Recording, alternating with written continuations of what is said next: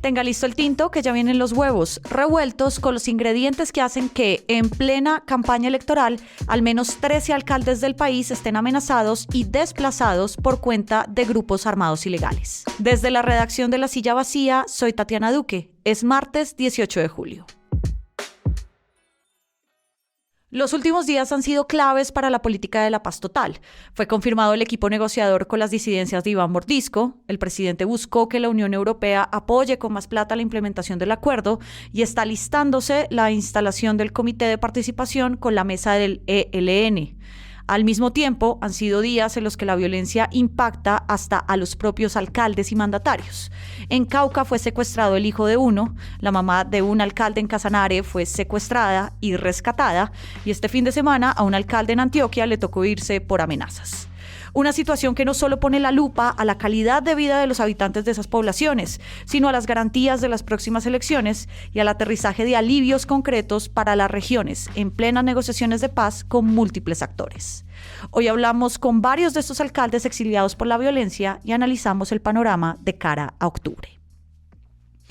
Ricardo González es el subeditor general de La Silla Vacía. Bienvenido de vuelta. Hola Tatiana, gracias por la invitación de nuevo. Cada año electoral este es un tema, las amenazas para líderes políticos, y cada año el presidente de turno sale a decir que fueron las elecciones más seguras de la historia. ¿Qué nos muestran los datos para este año? Pues Tatiana, veníamos de esas elecciones pacíficas. Los datos muestran que estas son las elecciones con más violencia de los últimos años. Las regionales de 2015 y 2019 habían dado reportes de las autoridades que sacaban pecho porque decían que eran las votaciones más pacíficas, como usted lo estaba contando, y es que veníamos del acuerdo de paz con las FARC, que de alguna manera había dado un respiro, pero ahora las cosas pintan diferente. Según el cuarto informe de violencia electoral de la MOVE, que es la misión de observación electoral, hay un aumento de más o menos el 37% de la violencia respecto del 2019, que fueron las elecciones anteriores. Y a corte de final de mayo ya hay un total de 320 hechos violentos que no son necesariamente secuestros o asesinatos, que también los hay, usted los estaba contando al inicio, sino todo tipo de violencia relacionada con las elecciones, como intimidaciones o amedrentamientos, como el que le acaba de suceder, por ejemplo, al gobernador encargado de Arauca. El departamento de Cauca, el de Antioquia, Nariño y Valle del Cauca son los más afectados por este tipo de violencia. Ricardo, con Julio Caicedo, el periodista del Pacífico, ustedes pudieron hablar con 5 de los alcaldes que despachan o han despachado por fuera de sus propias regiones. ¿Encontraron algún patrón en las amenazas que los hicieron desplazarse? Pues todos hablan de que hay plata de por medio. Uno de ellos nos contaba que le pedían un impuesto de guerra, entre comillas, de 50 millones de pesos anuales, y ahí es donde entra, por ejemplo, esa financiación que grupos como el ELN dicen que iban a seguir buscando y pidiendo, así estuvieran en el cese al fuego con el gobierno. Esa plata que piden las disidencias, el ELN o el Clan del Golfo puede ser a través de contratación, pero lo que pasa es que uno de estos alcaldes es consciente de que eso es un delito. Eso es lo que le pasó, por ejemplo, acuérdese Tatiana, al exgobernador de Arauca en 2 periodos, José Facundo Castillo, que terminó detenido y destituido de su cargo acusado de darles contratos a los del ELN a cambio de apoyo político, pero también de seguridad para sus desplazamientos. Una de esas amenazas nos la relató la alcaldesa de San José del Palmar en el Chocó, que es Gina Marelvi Moreno.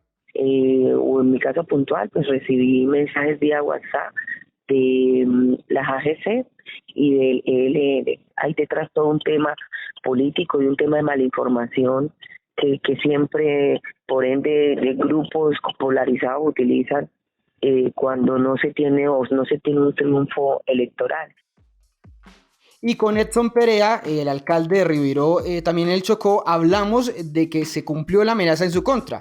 Quienes lo estaban amenazando le dijeron que si no le cumplían con esa cuota de dinero, le iban a mandar un regalito. Y el regalito fue nada más y nada menos que una granada a su casa que, por fortuna, cuando la lanzaron, estaba desocupada. Uy, pero menos mal. Pero, Ricardo, ¿cómo hacen para gobernar por fuera? Pues, Tatiana, ellos nos contaban que se sentían muy frustrados y están con miedo hasta de hablar.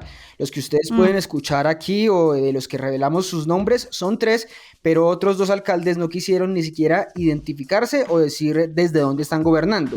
A ellos les toca hacer reuniones virtuales, dicen que la gente de sus pueblos se sienten huérfanos sin su alcalde y que la recta final de sus mandatos va a ser muy difícil con ellos gobernando a control remoto. Claro. El alcalde de la playa de Belén, que está en el Catatumbo, norte de Santander, es Ider Álvarez, y él sí había tenido que ir de su municipio desde marzo de 2022, incluso cuando Iván Duque todavía estaba en el poder, porque le habían hecho un atentado. Volvió recientemente porque el ministro de Defensa, Iván Velázquez, le dijo que iba a tener seguridad, que todo iba a estar bien, y hace un mes casi lo matan en un nuevo atentado. Ya que durante prácticamente desde las 9:30 de la mañana tuvimos en el Palacio Municipal, durante lo que duró el hostigamiento, cuando pudimos salir por una ventana a un sitio seguro que fue la estación de policía, hasta las 3 de la tarde, cuando en una ambulancia pudimos sacar a mi esposa y a mi hija, y yo tuve que salir a las 9:30 en 2 camionetas blindadas del ejército y en una tanqueta de la policía, en momentos de pánico. Otro que se salvó de chiripa, pero Ricardo, ¿qué tanto el gobierno le está parando bolas a esta situación? Pues la seguridad para estos alcaldes, que se contabilizan más o menos 13 que están en estas circunstancias, ha aumentado vía la Unidad Nacional de Protección. Pero ellos dicen que sigue sin ser suficiente. La alcaldesa de San José del Palmar nos dijo, por ejemplo, que en cualquier momento le pueden salir en la carretera y los matan a todos. Pero no, ese no es el caso. Hay que mirar el tema de las realidades territoriales. Yo me toca transitar 76 kilómetros, de los cuales 30 están en regular condición, de los cuales somos 4 personas donde nos pueden aparecer 10, 20, 12 en la vía. ¿Qué hacemos? Y los ministros de Defensa Iván Velázquez y del Interior Luis Fernando Velasco han hecho varios consejos de seguridad con el registrador, con los gobernadores y con la Federación de los Municipios. Pero el temor sigue por las crecientes acciones de grupos armados, que van en 2 sentidos para las elecciones. Por un lado, el impedimento para la inscripción de cédulas en algunos lugares, por ejemplo, de Nariño y Chocó, y las presiones para que se instalen puestos de votación en lugares que controlan esos grupos, dicen los alcaldes, para que puedan influir en la votación. En todo caso, una fuente en Bogotá, que conoce bien el trabajo de los alcaldes del país, nos dijo que puede haber incluso un subregistro en el número de estos mandatarios amenazados, pues porque les da miedo denunciar. Claro, y los que faltan por denunciar, pues pienso en Cauca, por ejemplo, uno de los departamentos con más asesinatos de líderes este año.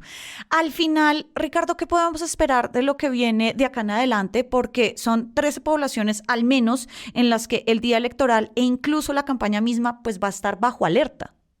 Sí, Tatiana, es que piense que si las primeras autoridades de los municipios están amenazadas e incluso se tienen que ir, pues el riesgo va a ser mayor en este tiempo que viene de campaña para los candidatos en estas elecciones territoriales que recurren tanto a ese voto rural, a eso que muchos llaman la Colombia profunda. El reto para la paz total, si es que logran poner a andar estas mesas de negociación con el ELN y las disidencias, es que el 29 de octubre por la noche el gobierno sí esté repitiendo, ojalá, la frase de que fueron las elecciones más pacíficas. Pues ojalá así sea. Ricardo, seguiremos atentas entonces a lo que viene sucediendo en las regiones y con este tema del conflicto en ellas. Muchas gracias por pasar por acá. Gracias, Tatiana, de nuevo por la invitación. Y arranca el día con estas movidas. Hoy los verdes vuelven a reunirse para definir quién será el próximo presidente del Senado. Por acuerdos le corresponde a este partido y hay 4 aspirantes para ese cargo. La JEP va a priorizar la investigación por ejecuciones extrajudiciales para determinar responsabilidades de los altos mandos del ejército. Se enfocará en el periodo entre 2005 y 2008.